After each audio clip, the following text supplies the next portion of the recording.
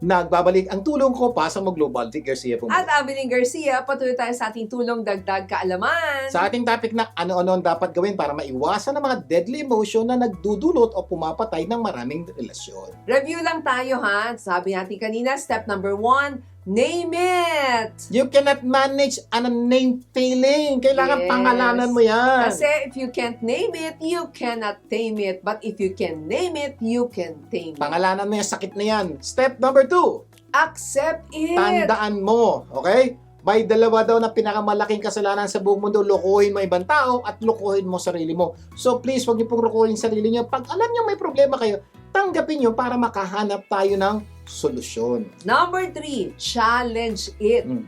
Tanungin mo ang sarili mo, bakit ganyan ang pakiramdam mo? Bakit ka ba galit? Bakit ka asar? Bakit ka malungkot? At marami pa. Yan, napakaganda po nun.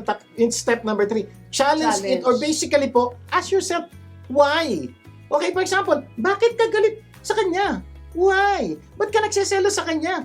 Bakit naiinis ka pag nakikita mo siya? Ba't parang kumukulo ang dugo mo pag nadidigin mo ang pangalan niya? Why? Kasi po, there must be a reason. You Oo. need to know why. Take note, hindi namin kailangan malaman Oo. yung dahilan.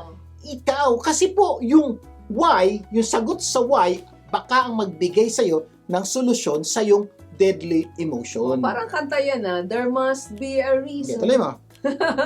I'd like to know. Why? Oh, Yan, why? alam niyo po yan, di ba? So, step number 3 is so powerful po. Dapat, kung ano may nararamdaman nyo, dapat alamin nyo, bakit? Kumbaga, Why? oo, ano-ano ba yung mga bagay na nagbibigay sa iyo ng ganyang klaseng pakiramdam? Okay, ano ba yung mga pangyayari na nagbibigay sa kanya ganyang Or klaseng triggers, pakiramdam? no? Triggers ng emotion mo. Kapag alam mo na yung mga trigger, mas madaling maiwasan yung maling emosyon. Yan. So, napaka-importante po sa mga taong medyo pumukulok konti ng kanilang dugo at kuminsan di mapagpigil sa emosyon, napaka-importante step number 3, bakit? Kasi pag Yes. nalaman nyo yung bakit, madali nang solusyonan ang inyong deadly Example, bakit mainit ang ulo mo? Yeah. Baka pagod ka lang Yan. o marami kang iniisip. So, napaka-importante diba? po.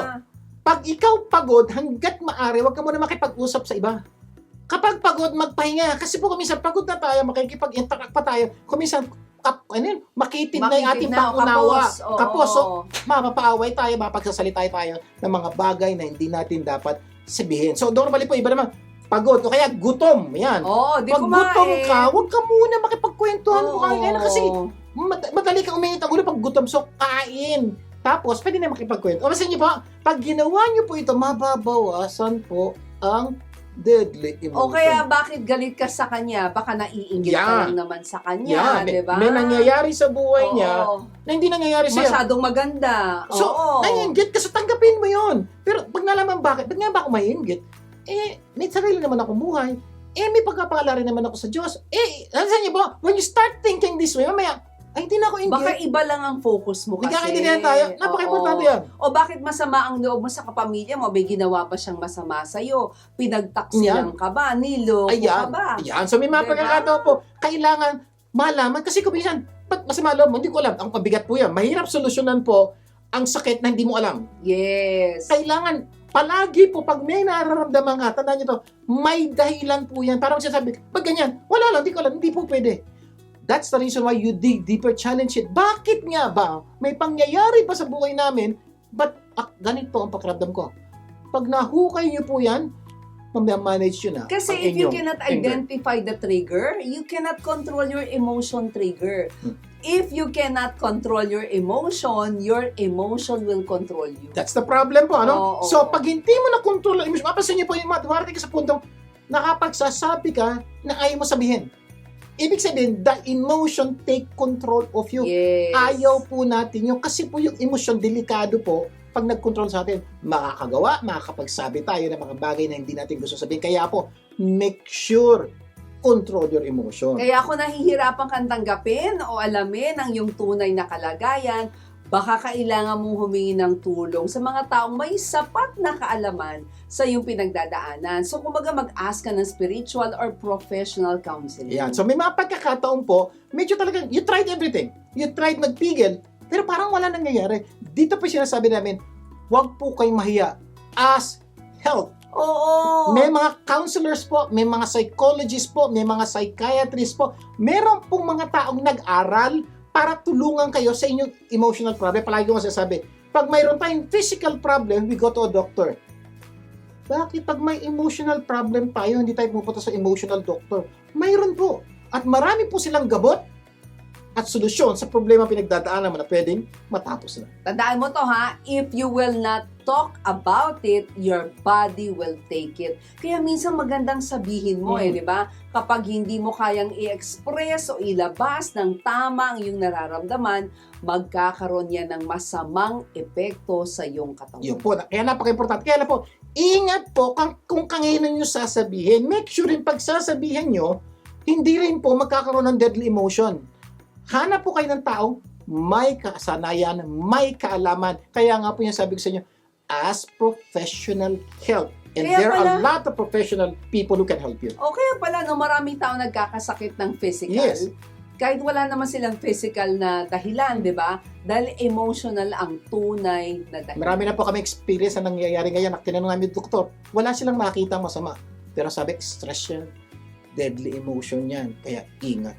Okay, next po ay number 4, tame Tame it. No? Ngayong alam mo na ang problema mo, you have to na pangalanan mo na-accept mo na-challenge Alam mo na yung dahilan. Oo, it's about time to tame it. Meaning, pasunurin mo na yan sa'yo. Parang aso. Yan, parang aso pa. Di ba? Paano nyo ba Oo. napapasunod ang aso? Di ba you trained? Tine-train nyo yung aso, binibigyan mo siya ng sample. Gawin mo ulit-ulit. Paulit-ulit po, pinapagawa nyo sa aso. Sit! Roll! Yes. Stand! Ganon din daw po sa buhay natin. Paulit-ulit po, turuan natin, pigilan natin emosyon. Magagalit ka na. Oo. Mainis ka na. Magsiselos ka na. Bibigay ka na. Ibig sabihin, you tame it. Tame yourself. Ikaw yung tine-train mo sarili mo. Alam niyo po, darating yung pagkakataon, kahit may trigger, hindi ka na magagalit. Hindi ka na Kaya mainis. kung ang trigger ng init ng ulo mo ay pagod, edi magpahinga ka. Pahinga. Iwasan mo na makipag-usap kapag pagod Yan, ka. sinasabi natin kanina, Oo, importante na trigger. Kung ang trigger mo ay inggit, tandaan mo may tamang oportunidad para sa'yo. Hintayin mo lang. Yan, yun po yung Diba? solusyon.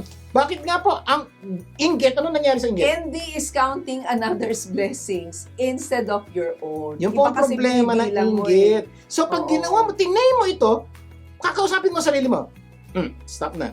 Tigil ka. Kaya may title, magpigil ka. O, pigilan mo yan. Pigilan mo yung emosyon mo. Mamaya po, mapansin nyo, napigilan yung emosyon nyo. Kaya kung ang sama ng loob mo ay dahil sa ginawang masama sa'yo, pinagtaksilan ka, niloko ka ng iba, patawarin mo. Yun po yung solusyon. Tame it! Kasi forgiveness is the best form of love. It takes a strong person to say sorry and even stronger person to forgive. Yan. Isa pa, forgive others not because they deserve forgiveness, but because you deserve the peace of mind. Yes, kadalasan kung nagawa mo ng tama ang step number 1 to 4, solve na ang problema. You will realize na walang matinding dahilan to have deadly emotion. Yan. Pero kung hindi pa, huwag kayong mag-alala, may ibang step pa kami ituturo sa inyo para mapigilan itong deadly emotion. Mamaya itutuloy natin ang ating usapan kung ano ang dapat gawin para maiwasan ang mga deadly emotion na pumapatay sa maraming relasyon. Magbabalik pa po ang tulong ko para sa Magloban. Huwag bibitiw! Tulong ko, asa mo, gaganda ang mundo.